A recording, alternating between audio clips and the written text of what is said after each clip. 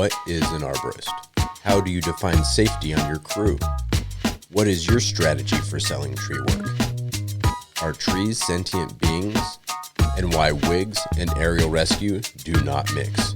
Through a mix of deep dives on individual subjects, getting out and field testing our equipment, and interviews with the people that make up our industry, Tree Thinking will answer these questions and many more as we try to understand the tree world around us on the Tree Thinking Podcast.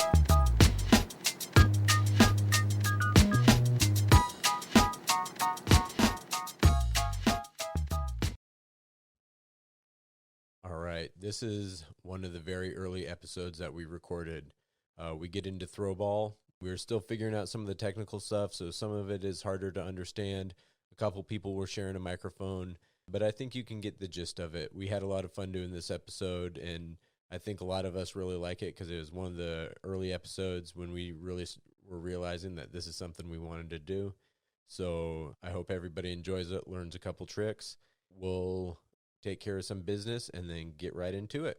This podcast is for informational purposes only. It is not, nor is it intended to be, a substitute for professional arboriculture advice and should never be relied upon to perform or direct arboricultural work. The Tree Thinking Podcast makes no representations as to the accuracy, completeness, or suitability of any information on this podcast and will not be liable for any damages arising from the use of any information in the practice of arboriculture or tree work. The views and opinions expressed in this podcast are those of the guests, and their appearance on the podcast does not imply an endorsement of them or any entity they represent. The podcast and its hosts are not to be held responsible for misuse, cited, and/or uncited copies of the content within this podcast by others. The Tree Thinking Podcast may not be reproduced or distributed without the express written consent of the Tree Thinking Podcast.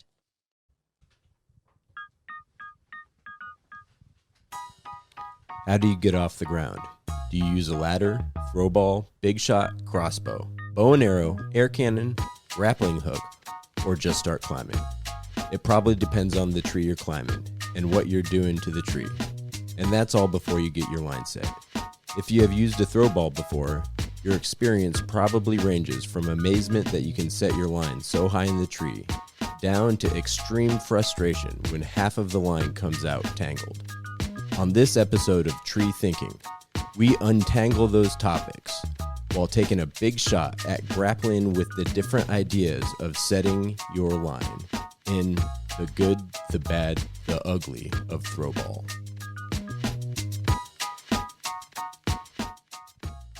All right, here we are, Tree Thinking Podcast. My name's Andrew. Hey, I'm Rob. I'm Jamie. I'm Cory. And it's Becca. Nice. We're here tonight to talk about throwball, kind of chop that up a little bit. But before we do that, you know, how's everybody doing? It's been a couple weeks since we got together and recorded, and what's everybody been up to? I've been doing good. I got to say, that was a great intro. Nice writing, Andrew. Nice. It's been fun playing with it. Yeah. You know, nerd out on tree topics. Yeah. Yeah, it almost sounded professional. Yep. Yeah, don't go that far. Don't go that far. I can't believe you just riffed that off the top of your head like that. That was amazing. Yeah, exactly. Yeah, you know, intro freestyle. Yeah. Clever. Anybody have any tree stories that we want to get into? We're just going to go right to throwball stories, mishaps, frustrations. Yeah, I mean, it's a throwball themed episode, so yeah. I'm definitely down to go. And I can kick us off if you guys want to think about stories for a little bit. Well, I think it was yesterday.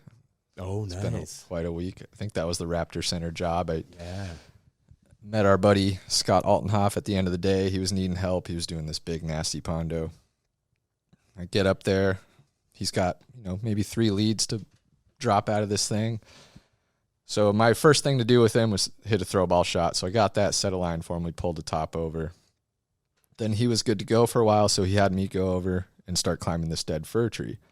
I get up this fir, and then another guy shows up. Nate Landgreen shows up. And I get to the top, and we're going to pull this top over. So he grabs my throw ball, right, and throws it up. We set a line. And we don't set an actual pull line. We just pull with the throw line.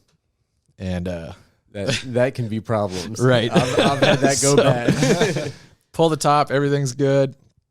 And then, I'm chunking it down. And at one point, Nate says, man, it's going to be a mess getting this throw line out of here. I was like, okay. And the next day I go grab my throw cube and open it up to throw into this big black oak. And then, there's no throw line on here. He just cut it and left it there. It's fine. It was a mess. It was dark. And hey, I got a fresh one at home ready to go. So Yeah. Oh, that reminded me of a story a long time ago. Is with Carl. When did Carl work at Sperry? At what? It was probably like 10 years ago, maybe more. Yeah. Probably quite a bit more than 10 years ago. It's probably 2003 that he left. But anyways, we're playing around with the throw ball, and there's this, I don't know, it was probably about 35, 40 foot oak. Not a real big one, It was a black oak, so it wasn't real bushy or anything. I'd throw the throw line up into it, and it gets all caught up, and, we're in, like, go mode, and I'm trying to pull this throw ball. We were just going to fell the tree. It just had a little bit of a back lean, and I'm pulling on it, and the whole tree is bending over as I'm pulling on it, and I can't get it unstuck, so I'm just like, screw it, Carl, just cut the tree. I'm going to pull the hell out of this throw ball, and we're just going to pull the tree over with the throw ball. He puts the face in it, puts the back cut, starts his back cut. I start pulling, and the throw ball just breaks. Oh, no. And it just sits back and pinches the saw. Oh, no. And there's a car and a house right behind the tree. No. Oh, no. And so it just went into, like, go mode, get another line set. We get that other line set. It comes down. I didn't honestly didn't even set a line. I had both sides, so I just grabbed both sides of the throw ball line and pulled, and the whole thing came over. It worked out great, but man. Sketchy. Yeah, it's never good to take those chances. That was a long time ago. Like I said, Carl probably left Sperry in 2003. I think I was probably 20, and that would be 18 years ago. I might have been more like 22, 23. It's probably 15 years ago. Yeah. I've learned a lot since then. I don't mess around like that anymore. I had a funny throwball story from this week, actually. It's funny that this is the topic. Yesterday, I go into work at the city, and Eric DeBoard comes in, our supervisor. And like a year and a half ago, when I was first getting into climbing, he lent me his throw cube and throw ball. It was just like a Stein. And he's like, you really should practice this. If you want to climb, you need to be able to get into the tree. So I was practicing quite a bit with it. Thankfully, I didn't get it stuck too many times to where it was detrimental. But when we were filming that third scenario for the rescue rally, it got super stuck in that oak. So remember, we had left it there overnight because it was up in like the Gillespie Butte. It's a nice neighborhood. It's a nice neighborhood. And like, Nothing's I gonna didn't disappear even there. know that park was there. Yeah. Who goes there? I saw like 2 people and a golden retriever the whole like day that we were there. So I don't. Surrounded by $1 million houses it's with like a view really- of the whole it's city. bourgeoisie, Yeah. so I didn't really, I'm like, oh, we'll be back in the morning at 7 a.m. It was like 6:30 we left. Get there first thing in the morning. It's gone. Somebody had cut the tangle that was up in the tree from the cube that I had stashed around the base of the tree and just took off with it. I was like, oh shit. They took the whole cube, right? They took the cube and throw weight and like the weights and like half of the zinget. It was just, and I was like, oh no, nobody tell Eric. But at the time they're like, oh, we probably forgot about it. It's been like over a year. Like I was one of those. I was like, he definitely forgot about this. Like he There's no didn't way. he didn't lend it to you. He gave it to you, and I was like, oh, okay. And I just forgot about it. It was a busy day. I didn't think about it until yesterday. When he comes into the office and is like, Becca, you don't still have that throw ball and throw cube that I lent you, do you? And I don't know what kind of face I made, but immediately he was like, oh my gosh, are you okay? What's wrong? And this was you were wearing a mask while he was asking you this. So like mask over my mouth, and so my eyes must have been just incredibly expressive. Like I was mortified. I'm like, no, it happened. He finally remembered that he lent this to me, and I finally, and then it kicked in that I forgot to tell him that it was, almost all of his zinget was halfway up an oak tree because I'm terrible. Golden retriever ran off with it. Yeah, that's what it was. That damn dog. I knew it. But yeah, he was fine. Of course, afterwards, he's like, "Oh no, it's okay. I already have another one. It's like, don't even worry about it." But I think it might have had something to do with whatever kind of face I made. Like, what's wrong? Are you okay? No. The answer is no. Baby's first throw cube. Yeah. Someone ran off with it. I'm so sad. Damn it. Some golden retriever's chew toy now. Yeah, that's what it was. That same throw cube, I was doing a side job with Cory like a year or so ago, and the client ran over it with her tractor. It got like stuck in the wheel, dragging it across the landscape. I'm like, oh no! It never quite opened and closed the They had same. like hearing protection on too, so it took us a while for us to We catch didn't. them. We didn't notice for a while. minute. Oh man. Yeah, so it had been through some stuff because of me, and anyways, Yeah. that was very relevant for this topic. Oh, and funny that it all went down yesterday. Yesterday, right? I don't know why all my throwball stories are end in disaster. Well, thank God none of them end in disaster. They all flirt with disaster. So I was, you remember Kelly, right, Rob? Oh yeah. Yeah. Kelly White. Yeah, Wild Man Kelly. He, he was on the crew. He'd only been on the crew for a little while, and so it's one of those things you teach new guys is, to be able to set lines if they need to. And so we were working way out in the country, and we were working at this one location, and it was kind of around a bend, so you couldn't see it, and it was this 2-lane country road. You go around the bend, and there's another tree. And so I was like, all right, Kelly, one of those, you don't really expect them to get a line, but you got enough help at this spot. And so it's like, hey, Kelly, just try to get a line set in this oak tree over here. See what you can't do. It'll be great practice. Walked him over there, showed him some pics, kind of talked with him about it. And then just, walk back to the other job to kind of work on the other stuff. And all of a sudden I'm like, 15, 20 minutes go by, and I'm like, man, I haven't heard from Kelly for a while. I better go check on him. Go walking around the corner, and there he is. He had thrown the throw ball back over his head, like a lot of us do, but far enough back over his head where it went across the road and over the power lines. And so I come around the corner, and he's got these giant gloves on that go past his elbow. And he's pulling the throw ball off from over the lines. It turns out he throws it over his head over the lines, and the guy that lives across the street is an old retired electrician. And so he had these big insulated gloves. Of course. Oh man. Friendly neighbor. Yeah. Safety first. Always make sure you know where the throw ball lines are, or the power lines are when using the throw ball. But Oh my god.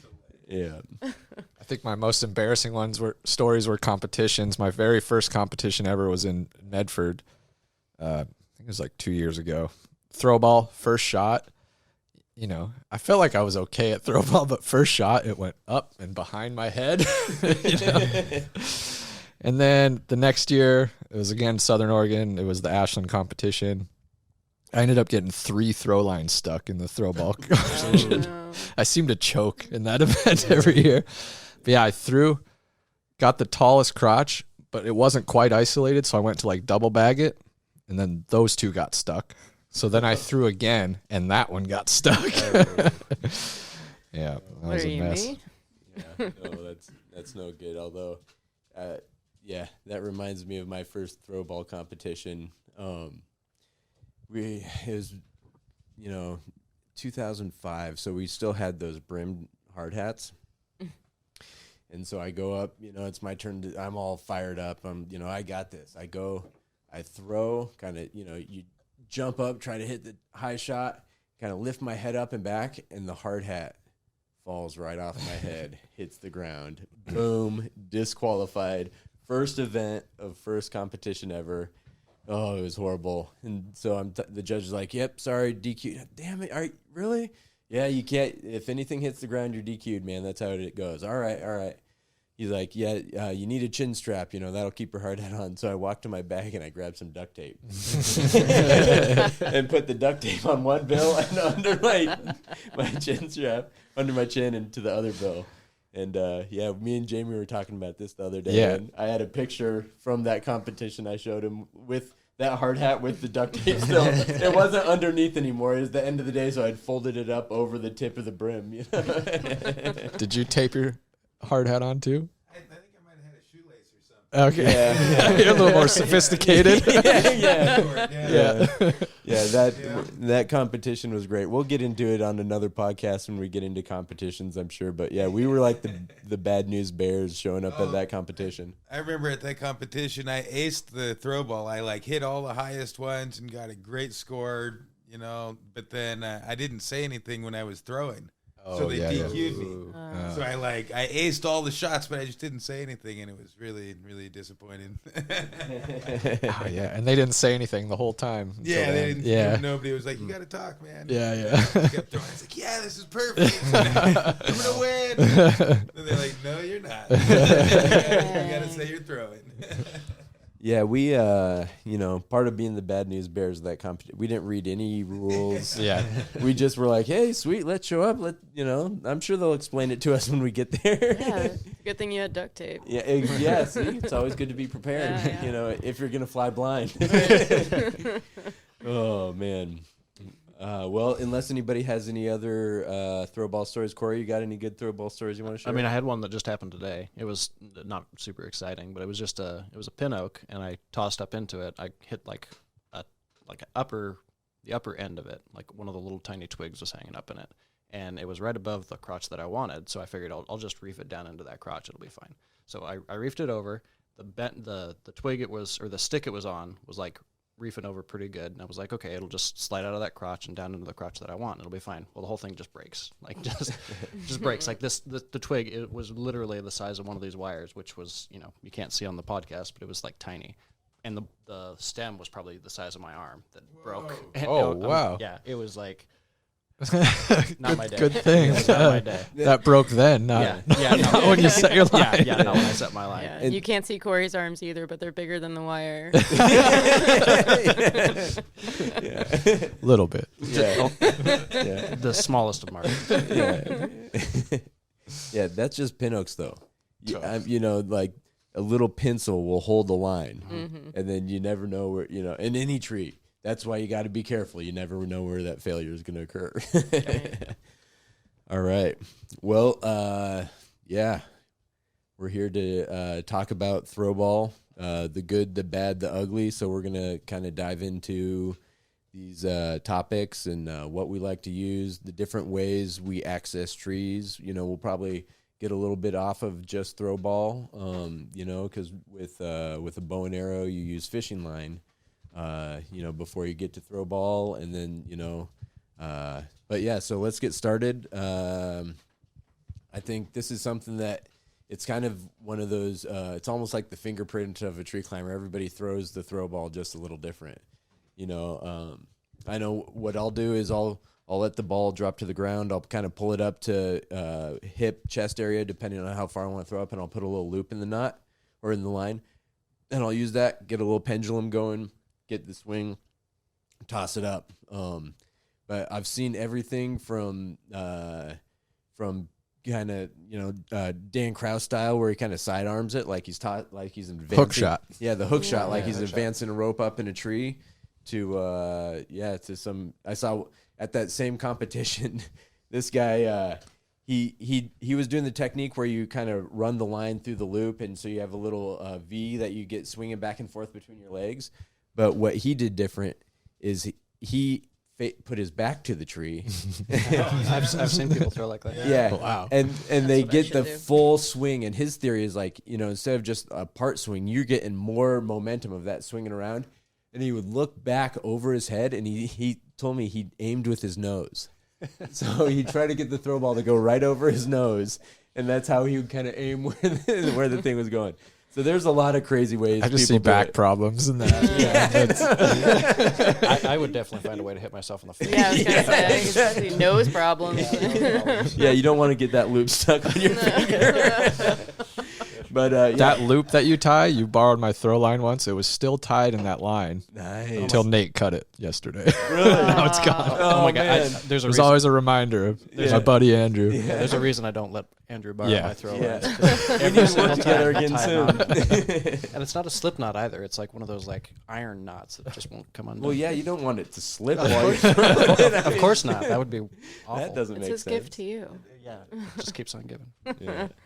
But what are your guys' preferred techniques when it comes to throw ball? I started like off to the side, like a lot of people do. You just put the loop in it and hold it on the side. But then I realized I was more accurate, the cradle style, like between the legs. Yeah. That's just what I go with. So when you loop it, would you just kind of pinch the rope instead of tying a knot? I put a bite through the metal ring on the the bag. Yep. Yeah. And then I was taught you do it like free throws. Like when I played basketball growing up, and you're kind of just taught to do the same thing over and over, like repetition for muscle memory. So you walk up to the free throw line, take 2 dribbles or something, look, maybe one more dribble and throw. And you do that the same way every time. Yep. So now I do the same, like I let it swing like twice. Then I look at my shot, and then I think I count 1, 2, and then the third one I look and throw it up, and I just do the same thing I do a little shuffle with my feet, and it's exact same every time. Yeah, I kind of do that. I'll get it on my side, and I'll go 1 and get 2, and at about 2 I start looking up, and then 3 I'll shoot. Now obviously, it gets mixed up if you hit something, or if it's a really high shot and you're like, all right, I'm really trying to get this focused in, I'll sit there getting that pendulum going, but if it's just a basic shot, that's exactly what I do. 1, 2, 3. yeah. Right. I'm the same as you. I throw the same as you do, bro. You tie the loop in it and everything. Yeah. Not a surprise. I think you can get more height that way. Nice. Yeah. Yeah, I like it because there's no, the rope doesn't slide. Like even though when it goes through that loop, the knot is not in the exact same spot every time. You adjust it a little bit, and you probably get it pretty close, especially once you're dialed in and you're doing the exact same thing.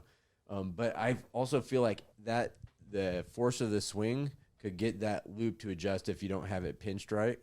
And it's probably my own weird mental thing. I'm sure when you do it, like you say, when you have your rhythm down and you know exactly what you're doing, you're gonna have it down. But for me, I just like having that knot tied because it is exactly where you want it, and you boom. And sometimes, that's part of the rhythm, right? and sometimes looping it through like that. I've had it where I just send up a tangled mass of throw line sometimes. Cause dude, it doesn't that never happens. never happens. You get but the like, flying spaghetti monster. flying spaghetti monster. No, but on the where you loop it through, and then because I throw the same as you, just off to the side. Mm-hmm. And so where you loop it through like that, it won't feed through on the way up. Okay. So it'll, get caught there, and then you'll have a tangled mess on the Yeah, end. I know what you mean. Yeah. Yeah, right on. So, So Becca, you're kind of in the place where you're learning. So I'm, you've got a unique perspective here. unique in the way I don't usually talk about Throwball to anyone aside from my therapist. Well, so now it's your therapist, all of us, and Cory's wife, and my mom's probably listening right now. Cool. So Great. Well, All 5 of the listeners on this podcast. here's my thing about that. All of that is that I don't know a lot of the times when I'm learning something, whether I'm right-handed or left-handed at it. Yeah. So there's that barrier. I saw the first time I threw, I was with Shawno, and he was showing me he does the cradle in between the legs kind of thing. I'm like, oh, that seems to make sense, and then you don't have to pick whether you're right-handed or left-handed. So for a while, I was only practicing that way. And then I was like, well, I'll just try it with my right hand and, just with the loop. And that seemed to work really well. And then I tried it with my left hand, and it was terrible. So I think I usually go back and forth between, depending on which is least frustrating. Like I'll try it 5 times one way and 5 times another way. And it's usually the outcome is not awesome. But, it's all about practice. And I remember when Jamie was telling me the thing about how he does his is like ritual that. So I was like, oh, I should probably like take that and stick with your right hand to the side or something. Pick one. But either way, like regardless of whether I'm doing the one-handed right hand throw or the cradle, I started singing "Happy Birthday." Oh, sweet! So on "Happy Birthday," so I throw it up, and you know, and then that way it's at least a little bit more fun for me in my brain and less frustrating. And I've also been practicing and like listening to like smooth jazz or like some nice like heady whatever, so that it's just like mellow and I don't just feel like I look like a jackass in the park, like throwing a hacky sack at a tree. A buddy of mine told me Throwball is a sentient being that can sense your emotions and will mess with you. So true. So true. Yeah. No, it's amazing how much Throwball is a head game. It's like, you know, back to the free throw. You know, if it gets in your head, you know, if you start just missing and it starts pissing you off, just put it down. Yeah. Go get a drink of water, relax, put on some good music, take a deep breath, get a little zen, and then try to get back to it, because it will just spiral if you let it. Yep. And then you stick it, or you get it stuck up at the top of the tree, or you send up a knot, and then it's just like all over. And a golden retriever runs away with it. So sad.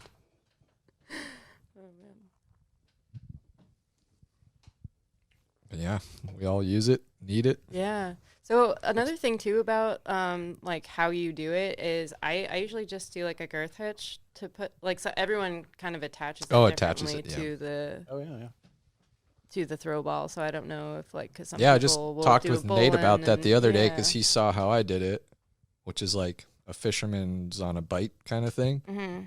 And he asked, is it able to release when you want it to, which is something that you might want. Like if it gets stuck, if you're able to like actually pull it out. And mine was no, because I don't know. I feel like I wouldn't want that to ever happen. But there are times where you would. Yeah. I don't know if any of you guys tie it that way, where if you yard on it enough, it's going to come out. No, I actually splice the ends of my throw line. Are you serious? Yeah, no, they're. Oh wow, dude! Nice. I get tired of the knots because they would sometimes get like stuck in my crotches and stuff. So I splice the end of it and super glued it all together so it doesn't like come apart. So Honey badger, you know. So splice and super glue. You can't take it off to attach to a rope or anything. Well, I mean you can. It's not permanently attached to the throw ball, so it's got a loop on the end of it.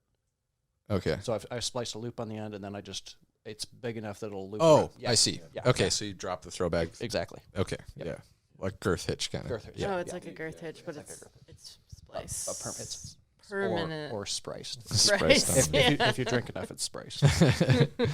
Instead of tying a sloppy knot like I do, he just gets fancy with this spicing. Yeah. Spicing. My girth hitch does come out sometimes, and or I'll give it too much tail, and then that's also a problem because then it's just noodles in the tree, you know. Right on. Yeah, I think with throw balls, the more I learned with the side technique, if it's like 40 or 50 feet or less, I'll just pinch the line up to the knot and just release to, just release the pinch. Like right up to the throw ball? No, okay. No, to the knot that you tie. That I usually loop my fingers through for farther shots. So if it's like 50 feet or higher, like 50 to 70 feet, I'll have a little bit of a shorter line with my fingers through the loop. And then if you're going like 70 feet up, then I'll do a longer line so it's a longer pendulum, and then really get a whip and jump and throw for like the super shots. Yeah. So there's really like 3 different ways that I'll throw. The shorter ones, the most accuracy would be just pinching it and releasing. And then the medium ones would be a shorter distance between the throw ball and the knot. And then the tallest ones are a long distance between the throw ball and the knot, and looping your fingers through the loop is how I've always done it. Yeah. What I do is I just have multiple loops on my throw line. So I'll have a shorter loop for I'll just tie a shorter loop for shorter shots, and then I always called it long lining because you remember Kai. Oh, yeah. Yeah, he was a bit of a crazy dude that we worked with for a while, and he was fun to work with for a little while, and things went south. But he was a big time surfer, and so we'd talk surfing, and I always loved longboarding, so I always called it long lining. I get it for the tall shots. I'd have the throw ball rest on the ground, and then I'd go kind of between my chest and my shoulders. I'd put the thing way long. And so you get it swinging, and it's a totally different rhythm. But when you get that rhythm right, the idea is, between your finger and the throw ball is the leverage point. Yeah. So the more leverage you get, the higher you can throw it. So, that's why the grinding technique doesn't throw as high. Yeah. And so I've hit shots over 100 feet with that, doing it like that. I've hit shots over 200 feet. Dang. Dang. Yeah. Well, actually, you have. I guarantee you have. Now, you used a bow and arrow to do it. Oh, true. Yeah, that's very true. Very true. I have hit shots over 200 feet. Not with the long line technique. No. Yeah, a little different technique. But you can shoot over 100 feet for sure. Oh yeah, no. Me and Ben, we were working out at the hospital. Me and Ben Meyer. Yeah. He had the big shot, and me and him had a competition with the big shot or the long line. Nice. Yeah, and he was able to beat me by about 5 feet. Holy Yeah. yeah. So Yeah. you get a 120-foot shot. Yeah. I wasn't getting 120. Ben probably was. I was probably getting 110, 115. Dang. But, Which I think is yeah. about the most I've seen. Yeah. I've heard stories of people going higher. So I use a 12-ounce throw ball because that feels like a good mix for me as far as being able to go high, but also being able to come back down. I've talked to Scott. He likes to use a 10-ounce because he says he can get up like 120 with a 10-ounce. I use a 14, and I've been working a lot of furs lately, and they just don't want to come down, even a 14-ounce. Yeah. Like the friction up there. It just Pound cake. what's the pound cake? 16 A 16. That was all I had when I first started climbing. That was all I had was like a 16-ounce. A 16. Yeah. Oh, That thing was dang. awful. I've run into people. That's why your arms are so big. They're bigger than that wire. Yeah, I've run into people at competitions that are like, this is just all I've ever used is a 16, and it's like all the more Wow. power. Yeah. I like where Jamie was going though. Getting the throw ball to go up is one thing. Yeah. Getting the throw ball to come down Right. is another thing. Yeah. And that's like half of the skill. And routing it around. Mm-hmm. Isolating dancing it. and getting it to come down is Yeah. just as or more important than being able to get it up in the tree. Oh, yeah.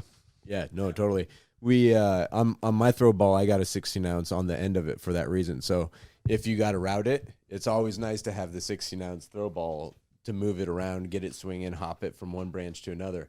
And so I'll shoot with my 12-ounce, and I'll just let that run to the ground if I can. I won't stop it at all. That way I can get the 16-ounce up, route that one end, and if there's any friction, I can switch the 16-ounce over to the other end and mess with it. Because when it comes to moving it, you definitely want that weight. Yeah, definitely. Yeah, manipulation's important because you could fire higher than the crotch you're going for, and if you're good at manipulating it and you're lucky, you can get it down in there. Yeah. Or you can even get it to go up. Yeah, that's I've done those, and you like look around. Did anybody see that? Where you get it swinging and it flips up into the next crotch? Like, please, someone tell me how cool I am. We've all been there. Totally meant to do it. Yeah, no, that Instead of the 90% of the time when it like flips around and Yeah, then just yeah. wraps around that Wraps branch. around, Well, ties it Oh, up. that's my 16 times. favorite trick. yeah. That's the best trick. It's the best I'm trick. so good at it. That's the trick that always happens when that person's watching. You know? Yeah. That same person, you look there watching, you're like, oh crap, and you flick it, and it's like, just around sprouts, and yeah. Yeah. Oh, geez. So, the other aspect is, me personally, I'm a big fan of Zing It. Yeah, me too. Yeah. What do you guys use? I prefer Dynaglide. I like the thickness of it a little bit more. I've only used Zing It or Dynaglide. The Zing-It was what the Golden Retriever ran away with. And I don't know if it was because it was kind of old and already used. Well, I also think, like, if you break them in, from what I've heard at least, if you break them in a little bit, then there's like this window of like awesome juicy throw lineage where totally. like it's not new, so it is worn in, but it's not worn out. Yeah. Or, all the other horrible things that happen to that Zing-It.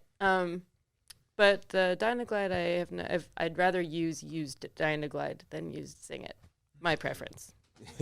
Just me. Yeah. But Cory's shaking his head yes. So Yes, I'm a huge fan of Dynaglide. Like the 1,000-pound break strength on it. Like I've broken so many throw lines using like the cheap shitty stuff that I'm just like, I don't ever want to break a throw line ever again. So Dynaglide 1,000 pounds. It's slick. It wears in pretty nicely.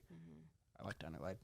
That makes sense if you're using a 16-ounce throw ball. Yeah, sometimes it would just break while Break I was its stems and pin hooks. break the whole tree over. Man. That being said, I wish I had some Dynaglide when I pulled on that tree and the line broke and the tree rested back. It would have been nice to have Bingo. some Dynaglide. That's the other thing. You can use it as rigging line. if it gets all It's a pole line. tangled up and tied. Rig with it. you can tow the boom truck out of a golf course with it. Yeah. Well, maybe not that far. Okay, maybe not. There was a guy, so a bit of a long story, but so we were up doing a training up in Seattle, and I don't know like how many names you want to mention on this or anything like that, but I won't mention the name of the company, but Brian French was up there doing like he was a hired trainer helping these guys do like it was like probably a 150, 200 foot fur that they were like deadwooding, old growth fur. And one of the guys talking, he was just one of those guys who was really, like he was like he had done everything and he was like the best at it. He had all these crazy stories, right? Well, he told the story about him using throw line to actually climb up a tree. I didn't really believe him, but he was like, "Yeah, no, we just didn't have any rope with us at the time, and like I threw the throw line up there, and I just had one in one hand, and one in the other, and just climbed up the tree with that." Did he like use a Blake's or? Yeah, I have no idea. I didn't believe a word this guy said. Yeah, no. So Foot locking. foot locking on throw line. Yeah. So after we left, because we stopped there briefly because my boss knew the owner of this company, so that's why we stopped by and like hung out with him for a little bit. And we left. Turns out somebody after we left fell out of the tree. Climbing on throwball line? Not actually climbing on throwball line, but I'm pretty sure it was throwball guy who fell out of the tree because he was there like learning from this trainer. So he was he struck me as the kind of guy who would fall out of a tree. Yeah. If he was bragging about climbing on throwball line, I could see how he would fall out of a tree. Yeah. That decision making kind of translates to. Is he okay? I think so. I think he probably didn't climb again, but I think he's okay. Wow. So not rated for climbing. Not rated for climbing. Yeah. I think it says wasn't Dynaglide. It wasn't Dynaglide. It wasn't Dynaglide. If it would have been Dynaglide, he would have been fine. Like, he would have invented a new climbing technique. Yeah, Camp Dynaglide. Yeah. So Wow. so far we've kind of been going over a lot of good stories of throwball. Anybody have any tangle stories in mind? Because I mean that's the other side of throwball. One of those things where, man, sometimes I mean throwball will just make a job so quick, and we all use it. I'm not, you got to use throwball. If you're not using throwball, get a throwball. Learn how to use a throwball. That being said, not just spur to the top of the tree. It'll be fine. Yeah, everybody's had that moment where they had a throwball tangled up, and there's been some epic throwball tangles in my history where you spend 45 minutes, hour and a half, just trying to work through it. So the best technique to untangling a throwball, my best advice that you could say over a podcast and not have a video and showing something, is look for the loops within the loops. Pull the loops, yeah. Pull the loops. And he'll tell that to you while you're sitting there trying to untangle it. He'll be like, "Look for the loops." I'm looking for the loops, Andrew. Oh yeah. I'll tell Cory that over and over again. Dude, there's that loop there, right there. Just pull that loop out. See the loop. It's all loops, Andrew. I've noticed it's weird. It's weird how much patience I have for untangling throw lines. Like a lot of things, I'm like, God, dang it. But I'll sit there and kind of like zone out and take my time and not be too frustrated. Frustrated that I'm not getting the work done, but I'll untangle it, no problem. Take my time and do it. Yeah, that's true. I remember one time Cory's wife was with us, and it was shortly after the tractor incident. And so I just put it all back in the cube, was like, I'll reckon with this later. And then I didn't. And she was just like, oh, well, I have some, there's like a lull in groundwork right now, so I'll just like sit here. And she was just like, it looked so peaceful. She was so like in the zone, just like yarding it out and like making this nice like loop and making these nice patterns and making it all untangled, and it was such a mess. But I was like, oh, bless you. It took her like an hour to do it too. And that was like quick work of it because it was a mess. Yeah, it was a big mess. Well, the other tip I'd have, and sometimes you got to do this, but try not to pull the throw ball through a loop, because as soon as you do that, the loops within the loops are no longer the answer. You've just tied a knot. And once you've tied a knot, you're probably adding a good 15 minutes to 30 minutes onto figuring out how that knot gets untied. But yeah, that's always one of the adventures of throw ball. Is maybe my favorite is when you throw it and half of the throw ball goes up into the tree and wraps around some sprouts, so you can't pull the knot down and you can't get the throw ball to drop either, and it's like that's why you always carry another throw ball. You never go with one throw ball.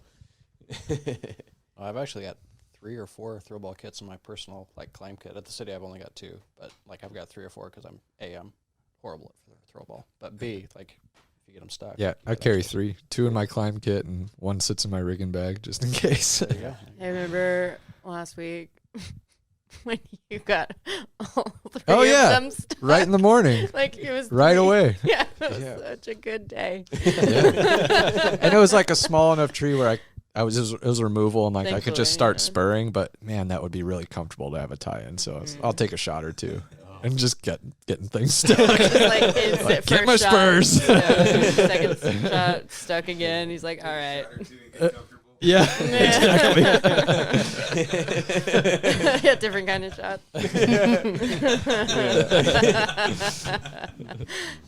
But did you guys learn throw ball right away? Like when I started climbing, it was push the line up with a pole saw. The throw ball only came out when we're doing a big conifer, and the big shot came out. Other than that, it was like push your line up with a pole saw and advance to the top of the tree that way. Throw ball never came out. Yeah. Well, there was no throw ball then. Okay. So me and Rob started in 98 and 2000, right? And I'm 5 years in. So. Yeah, and so when we first started, we had 40-foot. We actually had a wood extension ladder on one of the trucks and an aluminum 40-foot extension ladder on the other truck. And so every job that was big enough, you get the extension ladder off the top of the truck was just what you did when you showed up at the job. And then you'd walk it like, through their yard or over their deck or this giant heavy ladder. Oh, the wood one was the worst when it would rain. It would like triple in weight. No. And it's 20 feet long, and you're like trying to weave between rhododendrons in someone's backyard, and then you'd pull that up to the top, and so then you would, just climb to the top of the ladder or lanyard, and I remember a fir tree. I think you were on it with me, where I put the, it was probably like 60 feet up to the first branches.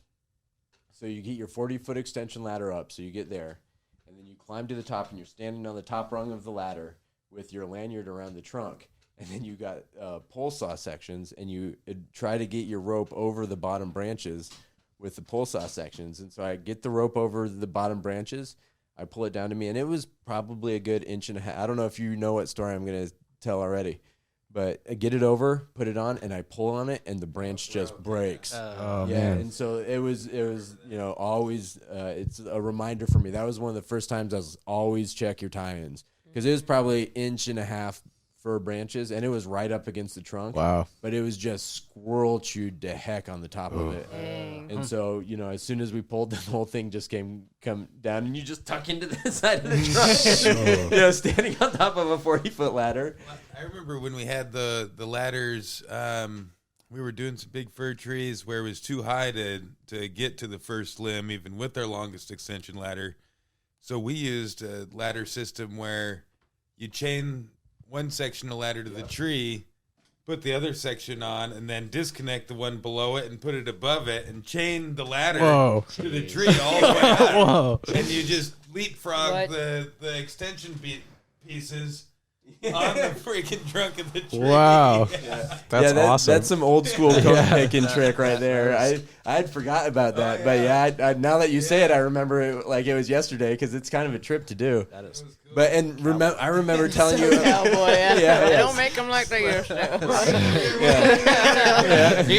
up. I don't want to talk about Throwball anymore. Well, and then you do that. You get your line set. You'd be like 30 feet above you, and you just start body thrusting with a Blake's hitch off the top of a ladder with 30 feet to go, and these ropes that like had tons of stretch in them.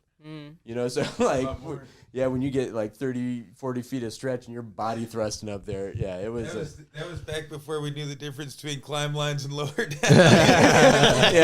I'd like to say he's joking, but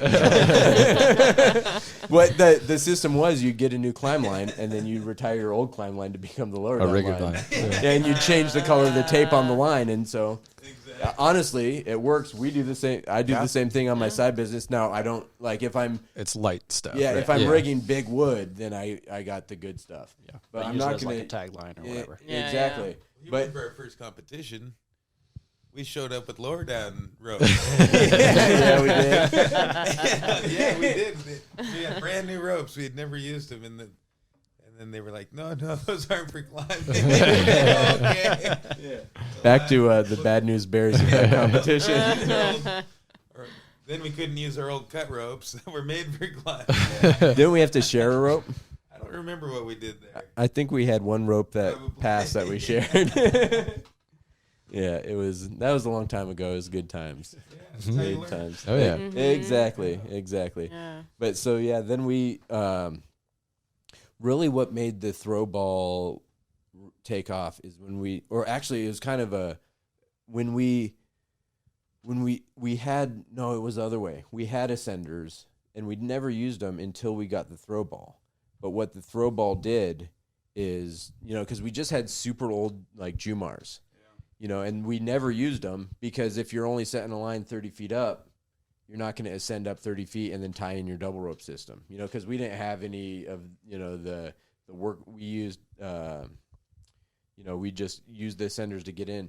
And so what made it so we started using ascenders is when Altenhof started working with us probably in 2000, 2001. It was after 2000. Yeah. No, not too much though, because PTCI started 2003.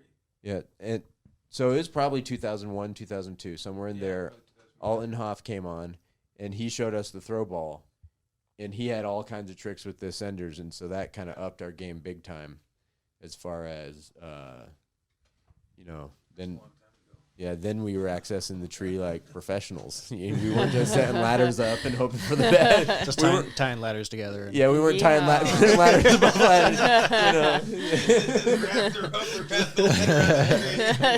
Grab the lower down / climbing Yeah, line. the lower down. Climbing on your zingit with your ladder. Yeah. Yeah, but so those are some old school Nice. stories. What were your first experiences of getting into Throwball? So I started like Jamie and like you guys with the ladder, and then like advancing it with like a pole saw or whatever, right? But every one of our trucks carried a ladder on it, and they weren't wooden or anything. They were modern aluminum ones. But yeah, we'd just set those up against the base of the tree, and then if it was a big fir, then we'd just try to reach up and reach the lowest whirl and then work our way up, double roping from there. And then we got Throwballs, and I got Throwballs, and the Throwball I got was like the shittiest, cheapest line that you could possibly buy on the market. So it had like a I swear it was like a 20-pound test strength on it. So like you'd throw it up and you'd just try to like redirect it or something and it would break on you. So most of my time was spent like I'd have it for like a week and then it would break and then I'd have to get new stuff. And then I'd have it for like a week and then it would break and I'd have to get new stuff. Yeah, it was garbage. So again, why I use Dynaglide, because it doesn't break. You were scarred by that I was line. deeply scarred. Did you guys use the like the black paracord before Zing It? Like the 550? Super stretchy elastic? I haven't been around that long. No. Okay. No, I haven't. Okay. I haven't. We just had the it was Marlowe, I think. That was the one that I had. And then the cheap Nice Yale. promo for Marlowe. Yeah. No, don't use Marlowe. Do not use Marlowe. Man, I thought we were getting sponsored and you had to go ruin it. You can edit that out. We used the 550 cord for PTCI and long sections. You know, we'd buy it in the 1,000-foot rolls, and it was amazing how dynamic it was. It would stretch like crazy. So if you got a shot 100 feet, 150 feet, and you're yanking on it, you would pull on it like 4 or 5 feet of stretch, and then if it like undone, it would come shoot it, like it would be like an elastic band pulling that, you know, pound freaking ball at you. I got hit a couple times so hard. Yeah. It damn near knocked me out. It might have knocked me out, and I just don't remember. I remember using that stretch to our advantage, climbing those old growth firs where we couldn't get it over the crotch or whatever, so we preloaded that paracord and then popped it up and over. But totally. Well, if you're getting, you mean if the climbing line is up at the limb, and then you use the elastic, and then you pull down and up. Yep. Slingshot it on up. Yeah. That was pretty cool. Yeah, for sure. So then you have used dynamic throw line. Yep.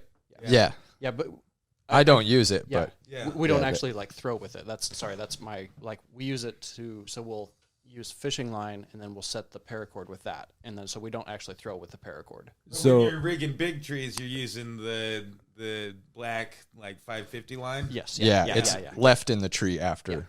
Yeah. Mm-hmm. It's because they learned to do that from Scott. Like we learned to do that from Scott. So real quick, PTCI, which has been referenced a couple times, is Pacific Tree Climbing Institute, which was a recreational tree climbing company that Scott and Robin and my mom started, and then Rob ran for 10 years?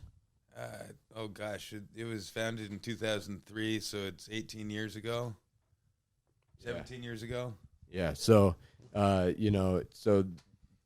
tons of experience climbing huge old growth fir trees. Is that mostly what it was? Was just old growth climbs, or did you like host climbs for kids in town or anything like that, or is it? It was, we were taking the kids up into the old growth. Old growth, yeah. Cool. Yeah. That's rad. Yeah, we climbed like well over 100 or hundreds of huge trees. Mm-hmm. Yeah. It was pretty wild. We climbed all over Oregon and got to meet amazing people and share amazing experiences. You know, I guess one of the coolest kind of statistics from that was one year I spent more time on a rope than I did on the ground, including sleeping. That's amazing. That not a lot of people. Same can rope? say that. Yeah. Wait. Was it a rigging rope or a climbing rope? Lower down. Like he said, it wasn't the same rope. And let's not get too deep into that right now, because I think there's a whole episode on big tree climbing that Pacific tree climbing would be a big part of. Mm-hmm. It'd be great to get Altenhoff in here and do that then. Share some lies. That's what this is about, man. So let's kind of take the momentum of that and go into different ways people access. You know, we've gone pretty in deep depth with Throwball. One of the things that why Scott is such a badass is he's, when he was showing us how to throw ball in 2001, he was already using slingshots and bow and arrows. So there's two other things people use, slingshots and bow and arrows. We got air cannons. There's the captain hook, grappling hook, which is not an access way. You're not supposed to use that as a primary safety, but you might swing from one tree to another, and you're accessing that tree because you have that grappling hook to throw over there. So there's lots of ways that people are doing this. I worked with Urban Arbor Care last week, and his younger brother built him an air cannon for the Throwball, and it was sweet, and it worked out really nice. Really? Yeah, Nice. accessing these big furs. I think he put like 100 psi in it or something, and was shooting over the top of this, 100-foot furs. So he had to dial it back a little bit. Yeah, it was The cool. cannons crack me up. It looks like a souped-up T-shirt gun. Yeah, it pretty much is. Yeah. Have you guys, any of you guys used an air cannon? No, I I haven't. just watched it. Neither have I. Oh. Yeah. I actually got someone on here. I can give a call real quick, and he bought the one that you can get on TreeStuff. You guys want to call him up and see what he thinks of it? Sure. Yeah. Let's do it. Let's see how this works. All right, we're gonna try to make this work, and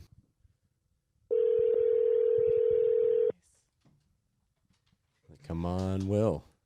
It's a little later than I think. Hello? Hey, Will, how's it going? Hey, Andrew. Right on. So you're on here with me, Jamie, Cory, and Becca. I got Rob here also, but we don't have enough headphones, so I don't know that he can hear you. All right. So Well, thanks for having me. yeah, definitely. We were talking about Throwball, just canopy access techniques, and yeah, we're looking at different canopy access techniques, and none of us have used the air cannon. And I know you've used the air cannon, so we were hoping to get a little feedback on how that actually works. But before we get into that, we have 3 questions that we ask anybody who comes on this show. So, Sure. The first question is, what's your favorite tree?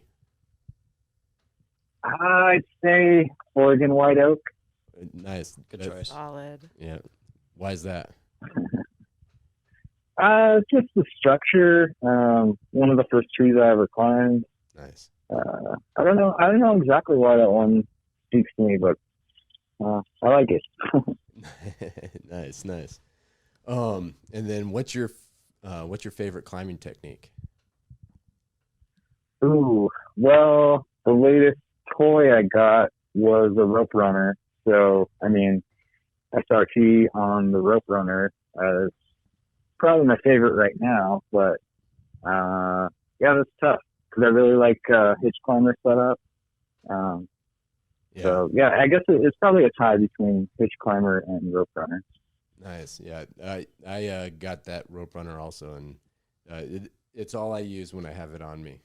I've found it's great for single rope or double rope, or I mean, how many people here have the rope runner? I do. mean, yeah, I got one too. Yeah. I'm the only odd man out. And you're about to get I'm one. about to get one. Yeah. Yeah. Sean just ordered everybody at the Nice. city rope runners. Nice. So Nice. yeah, Nice. we're definitely fans of rope runners here. All right, and Cool. then the last question is, what are you wearing? That's 4 questions. Some generic rain pants from Amazon, and like it's weird though because I'm wearing an Arcteryx sweater, so it's like a weird mismatch I've got going here. You sound well-rounded. Yeah. Yeah, thanks. Yeah. You get points for that. Style points. Right on. So when I think it was the last time I saw you, we were dumping chips over at your place, and you were telling me you had just got the air cannon, and I don't know if you had used it very much or if you knew much about it, but I'm assuming by now you've probably used it a few times.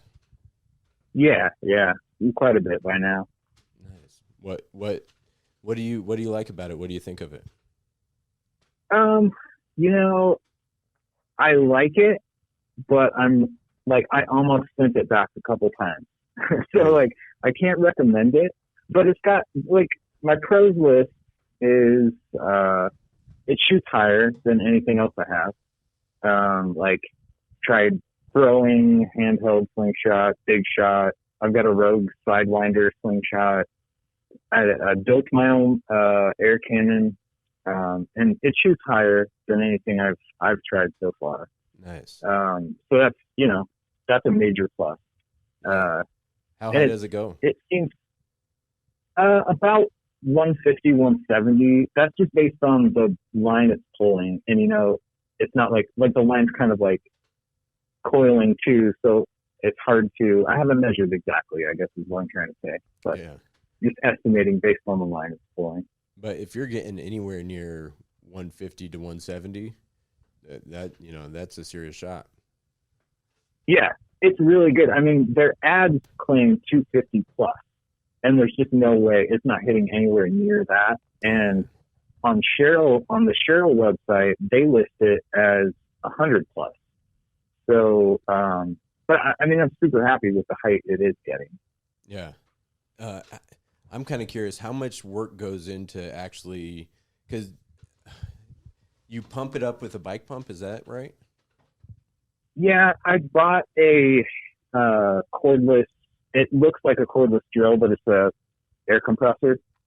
So that speeds it up a little bit, and you don't have to carry around the bike pump with you. But yeah, it definitely takes longer to set up than a big shot. Like you gotta attach the barrel to it, pump it up, and then I guess line up your shots. But it's pretty simple, but it does take longer than a big shot.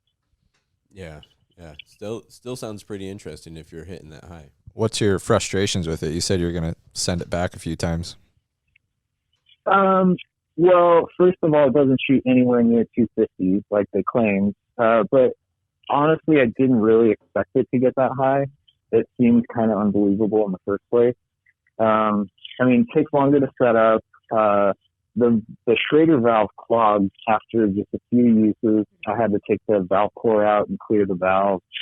But that hasn't happened since then, though. It's kind of weird. I don't know if just a random piece of something got in there or what, but the PVC barrel broke once when I dropped it. But DTX, the company is called DTX Tooling. They sent me a brand new barrel, like completely free of charge. And I emailed them and I told them that I dropped it and it was basically my fault, and they still sent me another one free. Oh, so that's cool. That's pretty I mean, That's pretty yeah, gratifying. good company. Mm-hmm. It's an awkward design. It's designed to be fired from the shoulder, but it actually works better being fired from the ground. But it's got the way it's designed that it kind of digs into the ground while you're firing it. So you have to like kind of set up a base for it to fire off of. Interesting. Yeah, and And it's just designed to be it's shot off the shoulder, Sorry, but Joe. it digs into the ground. Well, maybe if it was shot Yeah. off the shoulder, it could shoot 250 feet up in the air. Maybe. I tried it. It's super awkward from the shoulder. I had much better luck sort of sitting cross-legged with it just in front of me. And it's super loud compared to a slingshot. It's really, really loud. If you're in the woods, I was doing some hawkery nesting with the Raptor Center and fired it off and realized when it like echoed through the whole woods how, traumatic that would be for the hawks. So, there, you got to think about that. It'd be fine. Most case scenarios would be fine, but that's kind of the downside. Yeah, it's heavy, bulky. It kind of looks like truck. It gets a lot of attention from people. Oh, Like, yeah. I think more than a slingshot. Like, yeah. If you're, climbing in a city park or something, people want to know what that thing is. Are my children safe? Yeah, definitely. I don't blame them, Yeah. Totally. Is it pretty accurate, the shots that you get? It is with practice, but the weird thing is, the one I built, you pull the lever back, and I think the TreeStuff APTA, I think the lever pulls back, and this one, you push the lever out to fire it. So it's kind of like counterintuitive the way it fires, but with practice, it does. It's pretty accurate once you get it down. Nice. Does it shoot T-shirts? Can you use a T-shirt cannon? I haven't tried t-shirts yet. I gotta make it. What have you shot out of there? just throwback so far, but you guys are really tempting me. I was about to say, Try a golf ball. yeah, Golf we might need Start with a to golf ball. we might need to take this podcast on the road and do some field research. R&D. Yeah, I mean, I know with the big shot, that's, if I found a golf ball when I had the big shot, I would save it. And as soon as I was in a safe spot to launch a golf ball, man, we'd send them flying. I love doing work Nice. at golf courses just for that reason. Oh yeah. Right on. Sweet. Well, is there anything else you want to kind of add on to it, or any other questions anybody's got? Yeah, I think I pretty much covered anything, but I can answer any questions. Now I'm all good. Sweet. Right on. No, Cool. I learned more about it than I knew for sure, and thanks Yeah. for and it was interesting kind of hearing about the stuff you had to fix, and it was good to hear though that they were able to, that they worked with you so much, and even though you weren't trying to call it a faulty product, they still sent you the replacement part for free, and that will definitely Yeah. earn a loyal customer. Yeah, I gave them some really good reviews after that. So Nice. yeah. Awesome. Well, thank you so much for answering our questions. And, when this whole COVID thing's over, we'll have to have you on in person, and we can, if you have any episode you wanted to talk about, or we can go, I know that you do a lot of recreational tree climbing, so it could be fun just to go climb a tree sometime. Yeah, definitely. Well, yeah, thanks for having me on. Nice to talk to y'all, and have a good night. Awesome. Thank you. We'll Take talk it to you easy. later. Thanks, man. Bye. Sweet. Cool. Our first guest on Tree Thinking. Hey. Nice. Right on. I'm shocked he hasn't shot anything aside from that would be the first The thing I very would first, the the, like, very bare first minimum. thing. Yeah. I would open up the box and start shoving a t-shirt in. Putting pine cones in there, be putting marshmallows in there. Did anybody have those potato cannons growing up? That's what it always reminds me of. Oh yeah. So the first time I ever thought about launching a throw ball with an air cannon was a potato gun.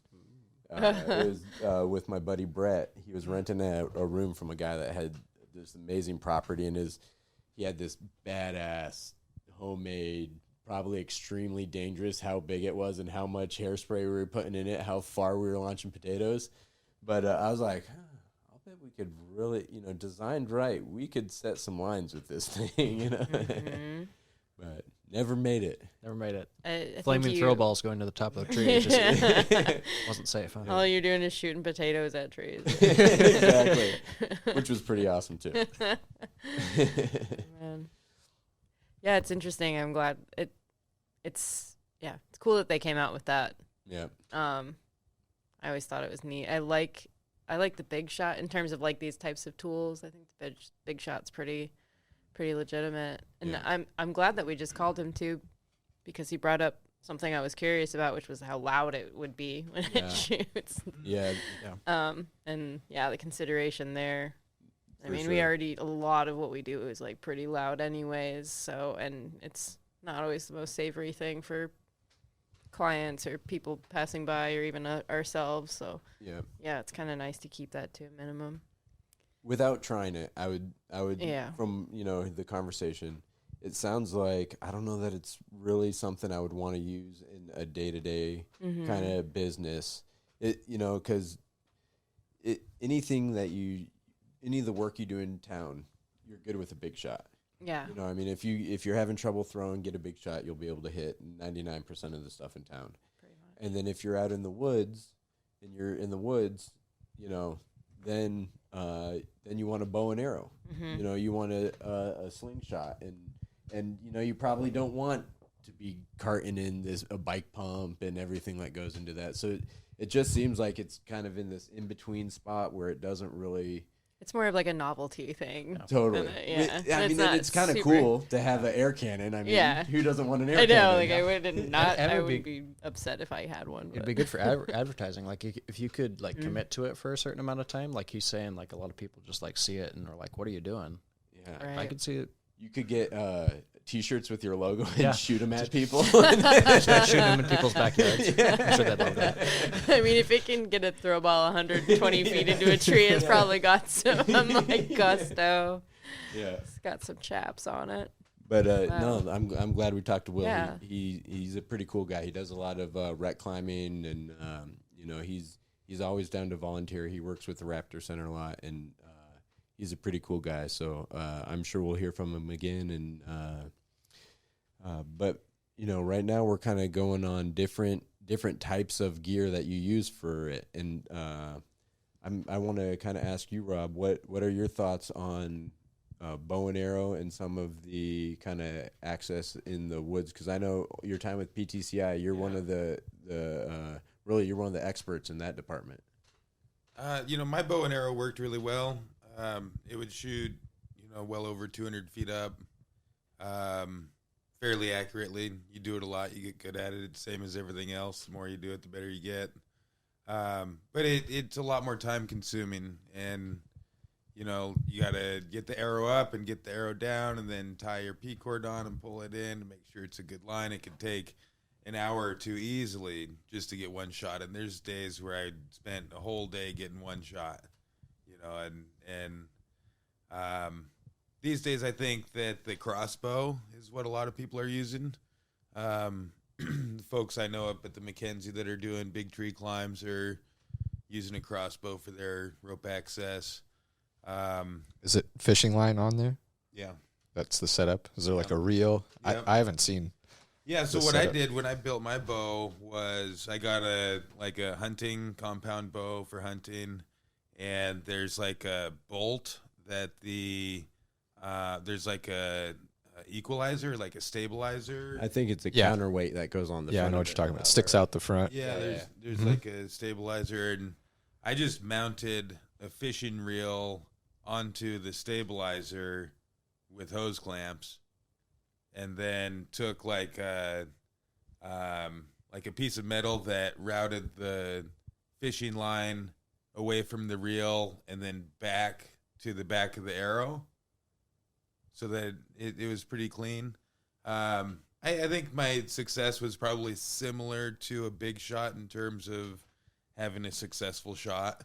But the big pain was trying to like untangle the fishing line from the sticks on the ground in an old growth forest with like Oregon grape and salal and all that kind of stuff. Trying to work around that was really hard. So one thing that was super helpful was bringing like tarps to flake flake the fishing line and the zing it and whatnot on.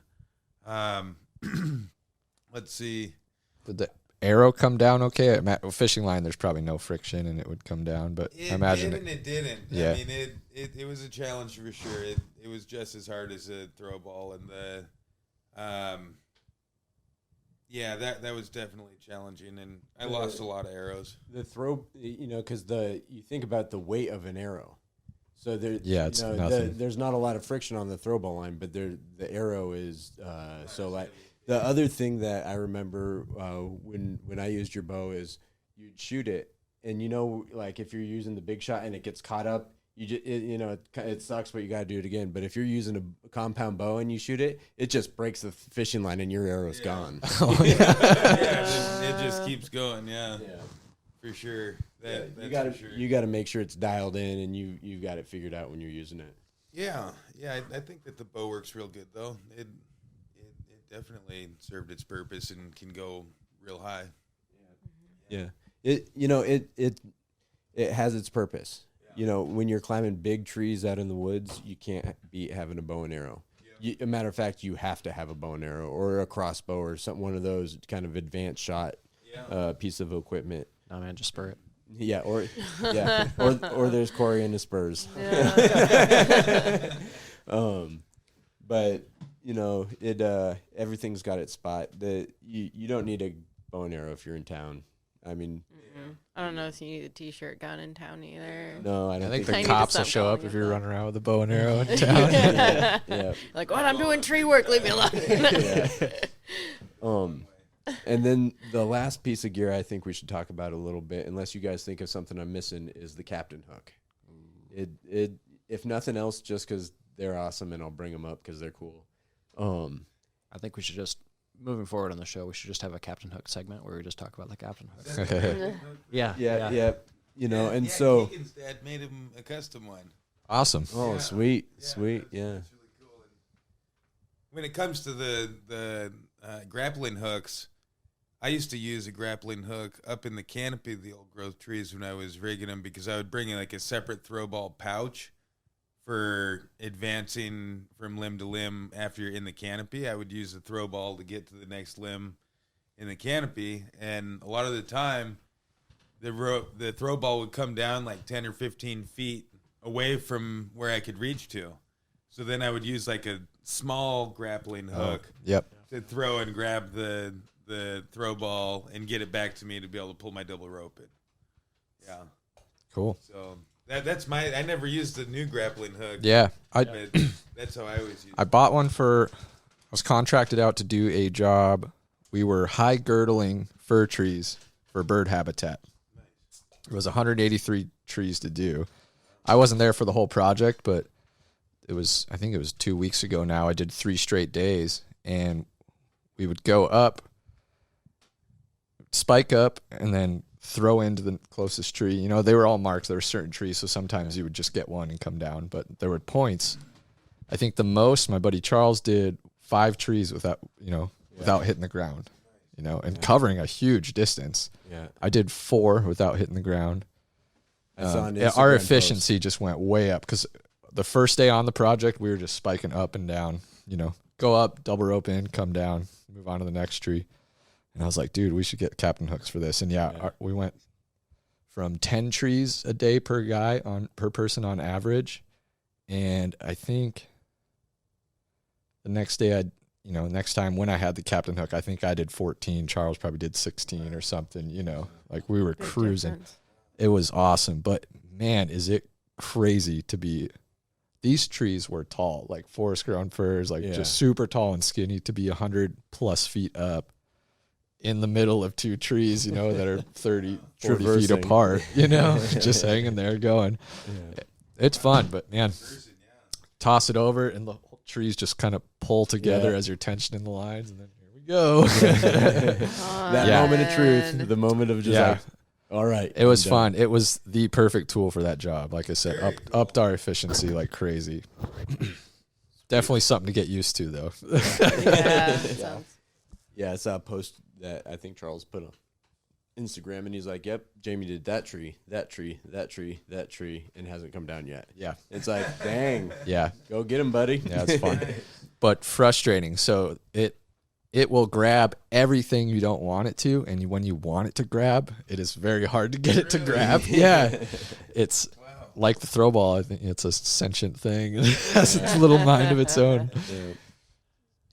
I feel like that's really the strong place of the captain's hook, though. I've used it in deciduous, like broadleaf trees before, and it works. It's great, but I think like climbing multiple firs and like moving between like firs or like pines or whatever, that is what the captain hook is like perfect for. Or Yeah. big sprawled out tree. Charles used it recently on this black oak, and it was just like no high tie-in, super hard to get this end weight cut over a house, and he used it as this work positioning tool that just got him right where he needed to. So yeah, it's a cool tool, has its place for sure. I did the same thing on that oak that we removed a couple weeks ago.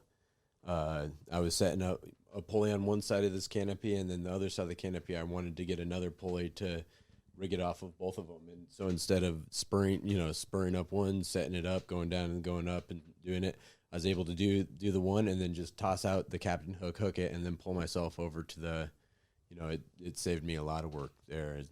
nice. And I had just gotten it in the mail 2 days earlier. So Oh, so it's all shiny. It is and a new. brand new toy. Yeah. I'm, Is it like Jones of the tribe. pilgrimage? I felt like goddamn Batman up there. Hell yeah, brother. Yeah.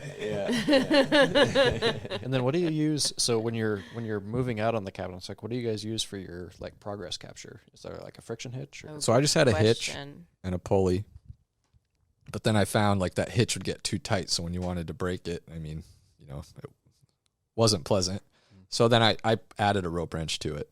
It'd be cool to have an SRT device like a Unisender or an Akimbo or something, or a Grigri. Grigri, yeah. Yeah. Yeah, a foot ascender would have been nice. I got caught out in no man's land once, and I was like, dang, dude, I wish I had a foot ascender on right now. I made it work. Yeah. Yeah, I ended up putting a rope wrench and a hitch on it. Nice. When I did that traverse, I just used an ascender to just keep pull myself out. But I think I have an old unisender that it works great. It's just pretty old and starting to rub. So I was like, the new rope runner's out. I'm just gonna start using upgrade. But I think I'm going to put that unisender on my captain's hook after you mentioned that. Sweet. That's a really good idea. Isn't it so cool how there's so many different ways that you can put like this little puzzle together of how to solve a problem because there's so much cool stuff out there. Yeah. And so many different ways to do the same thing. And this is so.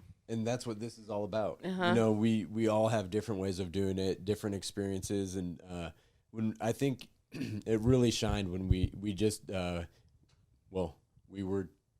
we are Team Eugene. We just did the rally rescue, and it really shined there where all these different ways of doing it, we'd sit down and just brainstorm these ideas and go over them. And I think we got a lot of inspiration of that, of just like, hey, let's share our knowledge. And so, I mean, I think that's what we're getting into with this podcast. It, has potential to be a pretty cool thing. We've already kind of transitioned. The next thing that, I was looking at talking about was, gear. And, we've been doing that with the different ways we access canopies, throw balls, bow and arrows, air cannons, captain hooks.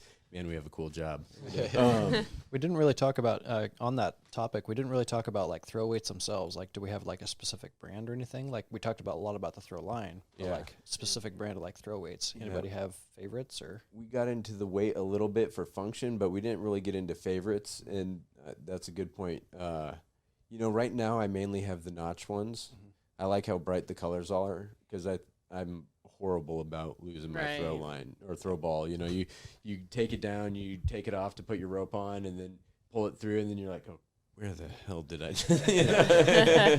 I have the notch ones too, but as long as it's that style, I don't think it. Like I used to have Weaver ones or whatever. Yeah, I don't think it really makes a difference to me, but that style for sure. Because there's like the big balls or like I think there's like rubber plastic ones now that are out. Yeah, I've seen those for rock climbing, but not. Yeah, they just came out with them for tree climbing, actually. Oh. There was this dude in Southern Oregon who made one that he said you cannot get this stuck in a crotch, and he called it the Crotch Weasel. That's a sick and it was just nickname. it was like a cylinder, like a really slender cylinder.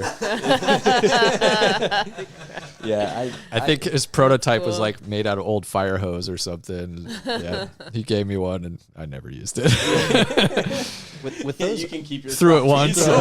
Sorry, man. I don't really dig this. With those, I feel like it's just they're like so rigid, and like even though like plasticky, like bouncy ones, I feel like they'll just like bounce all over the tree, and you won't actually be able to like get a shot because they'll just be ping ponging. Or like Cory was saying, you can get a knot and throw line stuck in a crowd. Exactly. Yeah, I know. Yeah, Exactly. It could be like nothing, but. I'm pretty sure you. I think he said if you get it stuck, you'll get another one for free.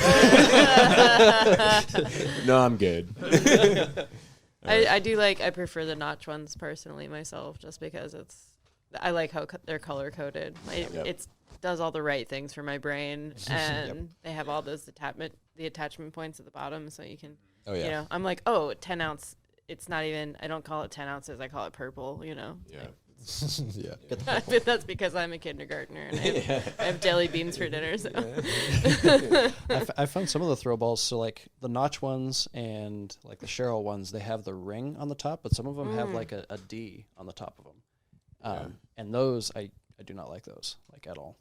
The ones that I just got actually for work, I think they're Wesper ones, but they have the D on the top. And I was playing around with it, and I tossed it, and then it came back down to the ground, and I noticed it like crinked a little bit, and I'm like, I don't like this. Yeah. Ooh. Not a fan. Yeah, no, that doesn't sound good. No. I could see it swiveling and then having the flat edge trying to pull that through a crotch. I'm sure they tested it, you'd like to think, but in my mind, I could see how that would go wrong. I think we're the testers. Yeah. How about cubes? Oh, yeah. Cubes. Oh, the circle or the square? That old question. The circle or the square? Oh, bummer. It got close to it. Dang. I I go with the planting pot. The planting pot. yeah, the Okay. eel bucket. So that's another thing we got made for at the competitions is and I think I still have one in the garage, but for Throwball, we would take the milk carton and then we'd just cut the top out of the milk carton so you have a handle, and we just feed it right into the milk carton because it doesn't take much space in a gearbox. You can just pull it out, throw out of it. It's not the best because it's a small entrance, and so you're feeding it into this little area. But we did those for years, and people used to give us all kinds of shit because we had old milk cartons and duct taped our hats. That's so cool. Showed up with rigging ropes to climb on. but we'd always we'd represent for ourselves. We always did pretty good. So you can only make fun so much. Well, I guess there's something to that milk carton duct tape. We got a lot of heart. Yeah, exactly. Got gumption. I feel like when it comes to Throwball, throw cubes. Like when you talk about the square ones, there's two types. There's the fall timer, and then there's everything else. Like I have never found a throw cube before the fall timer that would actually stand up and would actually not punch through the corners within like a week and a half. That pink one I have, Treesers, I love it. so solid. Really? Yeah, I think it's like they figured out whatever fall timer figured out, and the corners don't pop out. Just It's put more, super rigid. just put and more stuff really in the corners. nice. Yeah. Yeah, I like that pink one. It makes me happy when I see you with it. Yeah.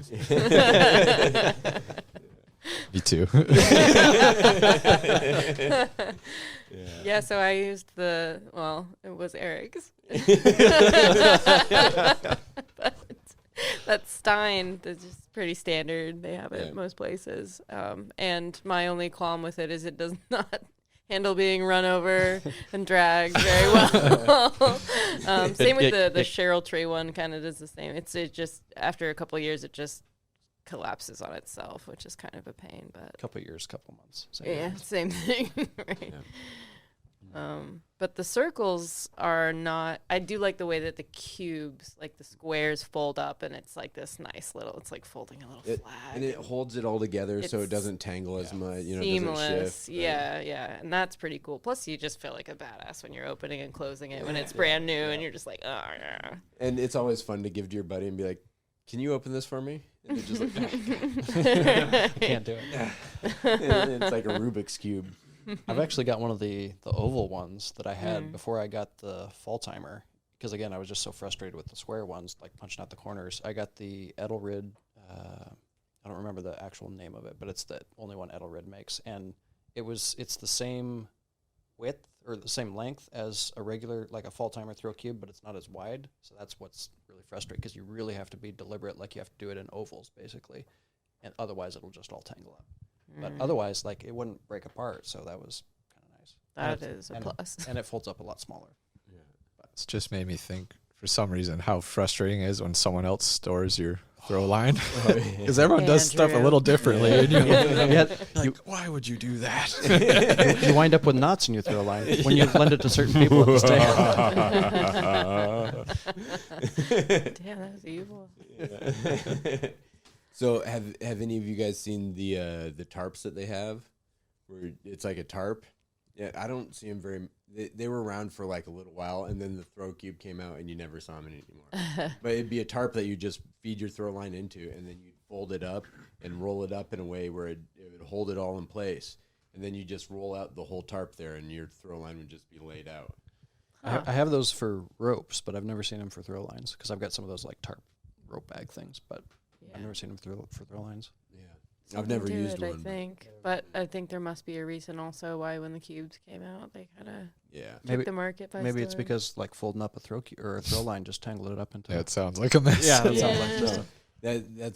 That's why I never used it, because it's like, oh, you just pile it up and then not mount it up and they're throw like, it in the truck. How about you just store it in a blender? Shove it in your pocket. Yeah, just put it in your pocket. So you want to use pocket?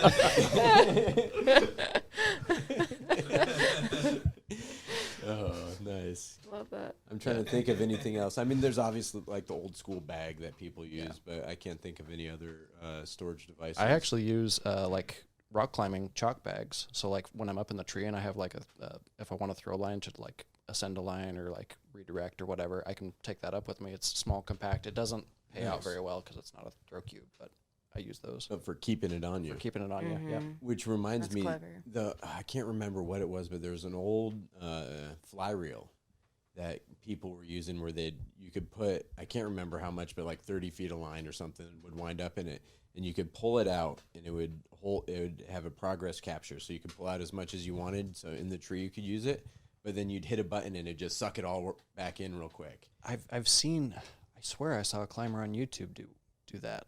People are using like chalk line, like a DeWalt, like yeah, like you have in the boom truck. boom truck, yeah, Exactly. But this had a mechanical thing. Yeah, where you just hit the button and just suck all the line up. That's like they had that one little line retractor, the battery powered. Like you hit a button and it pulls the throw line. Oh yeah, to stow it. Yeah. Right. I've heard they're cool. No, I wonder if they work. Yeah. I've heard they're cool if it's a brand new line. As soon as you get like little frays and knots and dirt on it, it just jams it Probably up. does. It doesn't work good. But if it's a brand new line, it's amazing. Well, I always thought it would be great to have one of those things when they're long line and tuna on the fishing boats. They wrap it around that wheel and it sucks the fish in real quick. Yeah. Oh yeah. It's really cool to get one of those for a throw ball. That Where would you be. just wrap it around the wheel and it pulls your rope in real quick. Nice. Nice. You're onto something right there. I think so. I don't know. I think there's something like awesome and cathartic though to just pulling your rope over. That's true. It's just it's like it's a part of the process. It's satisfying. Yeah, it really is. Yep. Especially if you like when you're getting over the actual crotch, if there's like you're like Yeah. Well, and you know how it is.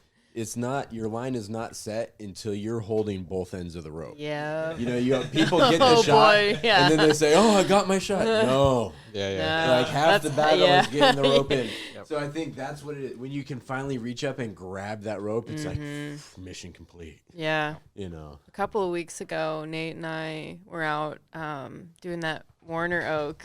I think Sperry worked on it too. It had some, it was had this big storm tear. It was a really cool tree. But at any rate, Nate was trying to do some weight reduction, so he like threw some zing-it, and the line, it seemed to have been set, and then as soon as he attached his rope and pulled it through, it just like right where the rope was attached to the throw line, it just like was like nah, and it broke. If he would have used Dynaglide, that wouldn't happen. So that's the funny thing. Okay, so he was like, zing it. Nate's like, zing Nate it. can't tie knots. Zing it, whatever, zing it. I'm busting out the Dynaglide. It's like been used twice. Nice, fresh Dynaglide. And he does makes the exact same shot, puts the exact same rope, pulls it through. And it breaks again. And he's like, man, the Dynaglide broke. Oh Like I said, Nate can't tie a knot apparently. Well, he did the knot. It was like the actual, the line broke. It was clearly not Dynaglide. It was not It was like Marlo. it was probably Marlo. Marlo probably stuck something in there. He's like, damn, squirrels. It's like there's squirrels up there. I don't know. Up until this, I was getting ready to start climbing on dynamite. Start climbing on Dynaglide. It was really funny though. Yeah, That's hilarious. you'll see if you check out his Instagram. He's got like a picture because when the zing-it broke, he's like weak sauce, and then like 20 minutes later that happened with the Dynaglide. And he's like, okay, it's not the line, it's the crotch here, or maybe it's me. I don't know. That's funny though. Right on. Well, I'm trying to think. It feels like we've covered about all the gear and whatnot. I don't know. There's the technique of when you got like if you're pulling a bull rope in, or if it's like a 150-foot shot and you got to pull really really hard. Then like I like to like wrap the throw line underneath my elbow and pull down. Oh yeah. You know, then like pull down, grab higher, wrap it around under my elbow and pull down. Oh yeah. Right. But like that's also a challenging thing that everybody has to do. If you got a super hard pull line throw line to pull in, what's the best way? Is it just like I I like use my boot, so I'll just take the tip of my boot. We have safety toes at work, so like it doesn't like crush your feet. Because I've done it with like the non-safety toe, and it just like kind of crushes your foot. Yeah. But you just wrap it around, like you take the line, and you wrap it around like between your toe and then your heel, wrap it around like however many times, and you just walk away from the tree, and then you have your full weight to like pull on it, and you can just you'll break the throw line. Nice. Yeah. Nate showed me a trick where he uses a figure 8. Nice. And you just kind of That's good. That's Yeah. And then he pulls on the figure 8. Yep. That's So cool. what I do is I It's do rad. a Munther hitch on a carabiner because you can kind of grab the carabiner. So I'll put the Munther hitch and then I just run, because then you can run it up, and then you kind of grab it and you can true. grab with the other hand and then you can pull down and then you run it up Which and then pull down. Same run it up, idea pull with the down. figure 8. Same I'm idea. guessing. Yeah, That's it's cool. very similar. You just kind of like, Good idea. yeah. The thing is I almost always have a carabiner on me. I'll keep one in my pocket or my belt because you just never know when you're going to need a carabiner. And so when I'm throwballing, I just grab that carabiner. I already have it on me. Munther hitch, pull, and when it's really stuck, I'll do this. I'll do the Munther hitch. I'll put it up, and then I'll wrap it around my elbow, because I mean. Yeah, that's the thing about me and Rob. Our climbing style is pretty similar. It's in your DNA. Co-evolution. When you're learning from the same people at the same time, and then trading ideas while you do it, Right. these things happen. But I'll push it up, wrap it around my elbow, and then pull down with both. But that good point. That is one of those things about throwball that there's going to be that time, Oh, yeah. And with a Munther hitch wrapped around your elbow, you can break the zing it. Nice. Guaranteed. If it's that stuck, you're going to, it's going. Not tangled. Not tangled. No. No, I'll break some Dinoglide. Okay, I'll Cory, break we're the gonna have to Dinoglide. write an email. I think so. Yeah, I think so. We'll have to ask Nate how he did it. I know. I'm pretty sure there was a squirrel with a knife up in the That's top. exactly what he says. He's blaming it on the squirrels. First time it was Zingit's fault. Second time it was the squirrel's fault. Because Dynaglide doesn't break. No. Nice, good point, Mike. Good point. Good add-on. Anything anybody else can think of? Man, this has been. Are you going through more topics, or can I just throw stuff out there? Yeah, whatever you got. I mean, what I'm thinking is we'll go from here to closing thoughts. To be honest, I don't really want to call Garrett. The kids are going to bust in here pretty soon, and it's going to get real noisy. Mm-hmm. Well, I got my favorite trick is double bagging. Like once I learned how to do that, I pretty much it feels like I use it every single day. Where you're going for a crotch, but your throw ball goes higher than the crotch you want. Typically, I'll aim higher just because I can use this trick all the time. You get one end of the throw line to where it's butting up against the crotch. Like if you were to pull, it would go above it, And then you attach a second throw line to that throw ball, and as you pull up, once it hits the crotch you want and goes over, you drop it, and then you've isolated that second line. Yep. And I use that just every day. Once I learned that, like I remember seeing it, not really understanding it, and then like trying it and understanding it, and every day since then. It's a total game changer. Yeah, It's great. I've done it where you throw it like in a wide spreading tree. You can set multiple lines. You throw over two good crotches, and then the throw balls drop down in between. And you and your buddy got a line, or you've got a line. And if you're going to have to go from one side to the other, you can use that other line to help pull you across the canopy. Yeah, So I saw. Are you talking about two separate throw ball? Yep, setups, or the two balls on one throw setup? balls and throw lines. Okay. So you throw with one cube, you got your line, you attach the second cube, like ball and line, to that, and as you pull it up, Yeah, how do you attach it? just with a carabiner. Okay. Here, we can't go ahead. Yeah. As it comes up to this point here's the crotch you want. You're over the top here. You attached your second line, so it'll come up, and then you drop it. So now that second line is over the crotch you want. And so is the secondary one like loose on like going through the carabiner, To a throw ball. but it's connected onto the ring. Yeah. Okay, so you carabiner it onto the ring, Or to the ring. little, or So to you the. carabiner ring to ring. Yep. Okay. Yeah, You can that's do a way ring- to do it. Yeah. So what I've done before, and what you've probably seen me do and or done yourself, is with one throw ball, just put the other throw ball line through it. So you connect 2 throw ball lines to 1 throw ball also. Oh, nice. Although I like the 2 throw balls, I do that now because you got more weight. Because when you're going over 2 crotches, you have double the friction, so you want that extra weight to help pull it down. And plus then you can just, it's easier if you wrap the throw ball line through. Yeah, I'm sure there's videos. I'm if there's sure not, have. I might as well I guarantee you have. I'll make a video. Yeah. Okay. A slight variation on that technique too is that if you're not like right up against the crotch that you want to hit, you can actually send up your the other throw ball through. If you have a carabiner, and then you can kind of pull it, or you can get it swing, or you can get it swinging up in the tree. I remember you showed me that. I've never seen that. That was cool. Mostly it just ends in tears, but every once in a while when it works out. That's a sweet cool. trick. There's certain scenarios where that's what you need in order to be able to direct it where you need it. Mm-hmm. All right. Which reminds me of another cool trick. When you have a throw ball stuck, if you have another throw ball and you hit a shot above it, you bring that down, you can run that throw ball up the line that's stuck, and instead of just pulling down, you can pull that throw ball up, and a lot of times that will get the stuck throw ball out. Yeah. Climbing Arborist has a video of him pulling out a friction saver like that. A stuck friction saver, hitting the throw ball shot. That's pretty good So trick. That's Pro definitely moves. a good one. I guess that's a little easier than getting the spurs out. But. You're just scrambling up with your arms. Yeah, right. Yeah. But, I know. Brownsville technique. Yeah, that's how the they teach Brownsville it. special. That's how they teach it out there. We don't even have ropes, man. Just spurs in our teeth.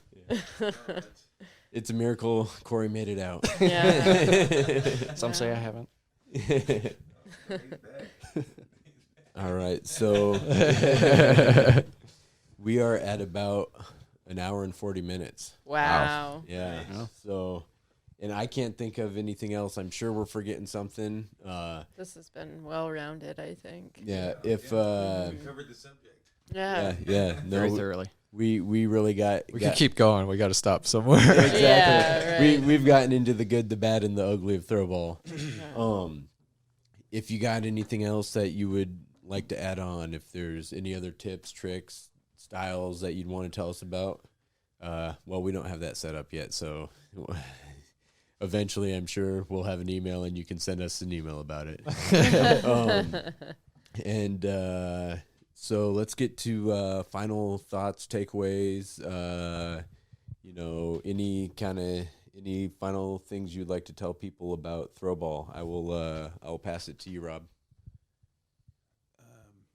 Be patient and make sure that you keep your throw line really tidy, because you might have the perfect shot and then it gets destroyed by having knots in your throw line. Oh, yeah. Yep. We've all been there. Or watch out, don't step on your throw ball. Or don't step on it. Yeah. Everybody, I think every time I've stepped on it, it was the perfect shot. It was the perfect shot, but I stepped on it. All right, Jamie, what's your final thoughts on this? I'd say practice. I think part of being a good climber is being good at throw line. Like setting your line is a huge part, obviously, of tree climbing. So if you can hit those shots, you're golden. Practice. If you're not a good climber, but you're really good at the throw line, then you got respect. Gonna want you on their crew. Yeah. A ground guy. You're a better ground guy seriously. if you could set rigging with your throw line. It's a big deal. Oh yeah. Even if you're not a climber, practice the throw line. Yep. After my embarrassment at my first competition, I went to a park and practiced. And I literally had like raw spots on my fingers from throwing all the time. Yeah. That's what it takes. Yep. Little embarrassment. For me, it's just if you take a pure lamb and you sacrifice it on the altar of the throw gods. That's what I do about once a month, and I'm still terrible at it. That's what I haven't Throw done. line stuck, you can always spur up and grab it. Yeah, there you go. That's absolutely true. Call Cory. The spurs are for the backup. No, but it is a very just a lot of patience and a lot of you can't get inside your own head. Once you start overthinking it, just walk away, take some deep breaths, recenter yourself, and then Every time. it works Most of the time. most of the time. All right, Becca. For me, I am consumed by this topic regularly lately because it's one of my main areas of struggle in my work. And it's infuriating practicing because you sink like hours and hours of your own time practicing it, and it feels like you're barely any better sometimes. But I do feel a tiny bit hopeful, and these final thoughts have been encouraging, and this conversation has been enlightening and fun. And it's something that it seems a lot of people dread, and there's a lot of frustration wrapped up into it. But at the end of the day, like, that's what gets you up in the place that we all like to go, and it gets the work done. And the more we can bounce these ideas off of each other and be more comfortable and efficient with it, the better. So this has been great. Thank you. Awesome. Yeah, no, it's been a lot of fun. Thank you. I guess my final thoughts, and then we'll just wrap it up, are I don't know if I can really say anything you guys haven't said. Be patient. Make sure you keep practicing. It's one of those things that, a lot of techniques, if you're practicing a face cut, you need to be cutting a branch. If you're, practicing climbing, you need to be climbing a tree. Get a throw ball. Go to a park. It's one of those things you can practice no matter what you're doing.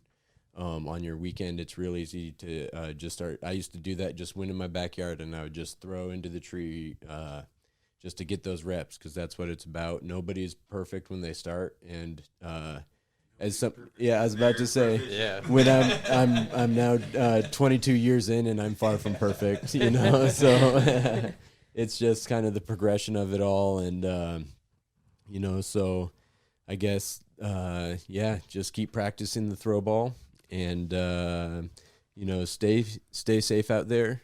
Yep. I think you said Nate said this. If you have to use a big shot, you ain't. Yeah, you did say that. But if you make the shot at the end of the day, it doesn't matter. Yeah, you're right. No, I've used a big shot, and after practicing throwing, which is maddening for someone that's not that good, I'm just like, why doesn't everyone just? Yeah, but he's right. Yeah. There's something to it. Yeah. Yeah. Well, you know what? We'll end the podcast on Nate's words. If you have to use a big shot, you ain't. So everybody, shout out to Nate Langren. Shout out to Nate Langren. We'll get him on here. We'll get him on here. He'd love this. Thanks, Andrew. We appreciate you having us. Andrew. So everybody out there, stay safe and watch your top knot. Right on. Cool. Oh, that was a. Oh, that was a. Oh, that was a. Oh, that was a. Oh, that was a. Oh, that was a. Oh, that was a. Oh, that was a. Oh, that was a. Oh, that was a.